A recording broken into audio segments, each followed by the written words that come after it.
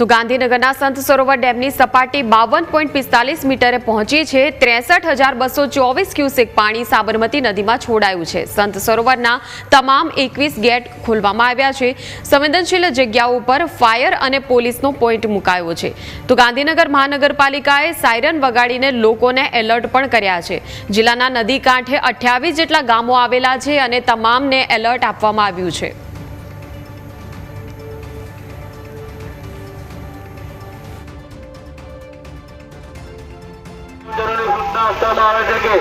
नदी किनारे कपड़ा धोवा, वासण धोवा, पशुपालन तथा माछीमारी करवा माटे कोई नदी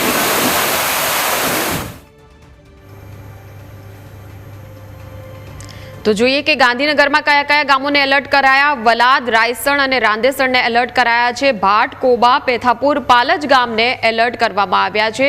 શાહપુર, ઇન્દ્રોડા, બોરીજ સહિતના ગામોને પણ એલર્ટ કરવામાં આવ્યા છે। તો માણસા તાલુકાના ખડાત, મહુડી, અનોડિયાને એલર્ટ કરવામાં આવ્યા છે। ડોડિયાલ, વરસોડા, લાકરોડા, અંબોડને એલર્ટ કરવામાં આવ્યા છે।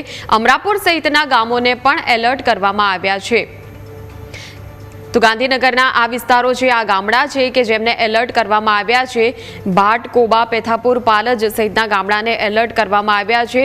શાહપુર, ઇન્દ્રોડા, બોરીજ સહિતના ગામોને પણ એલર્ટ કરવામાં આવ્યા છે। માણસા તાલુકાના જેટલા ગામો છે તેમને પણ એલર્ટ આપ્યું છે। મહુડી, અનોડિયાને પણ એલર્ટ કરવામાં આવ્યા છે। સંવાદદાતા મલ્હાર ફોનલાઈન પર જોડાઈ ગયા છે। મલ્હાર, ગામોને એલર્ટ કરવાની સૂચનાઓ છે અને જળસ્તર વધ્યું છે, ત્યારે હાલ શું તકેદારીના પગલાં તંત્ર દ્વારા લેવામાં આવ્યા છે અને મનપા કેવી રીતે કામગીરી કરી રહી છે?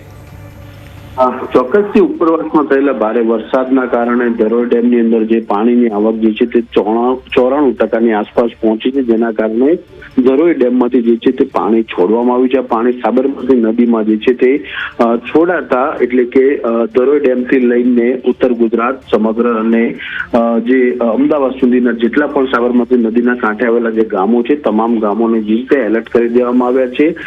વાત કરીએ ગાંધીનગરની, તો ગાંધીનગરની અંદર પણ જે છે શહેરી વિસ્તારની અંદર વલાદ, રાયસણ, રાંદેસણ, ભાટ અને કોબા, પેથાપુર અને પાલજ, શાહપુર, ઇન્દ્રોડા, બોરી સહિતના જે ગામો જે છે તે ગામોની અંદર જે છે તે ગાંધીનગર મનપાની ફાયરની ટીમ દ્વારા જે છે તે લોકોને એનાઉન્સ કરીને જે છે તે જાણકારી આપવામાં આવી રહી છે। અત્યારે જે રીતે ઉપરવાસમાં વરસાદ થયો છે, સાબરમતી નદી બંને કાંઠે અત્યારે વહી રહી છે, જેના કારણે આ નીચાણવાળા જે ગામો જે છે તેઓને નદી કિનારે ન જવાની જે છે તે સૂચના આપવામાં આવી છે।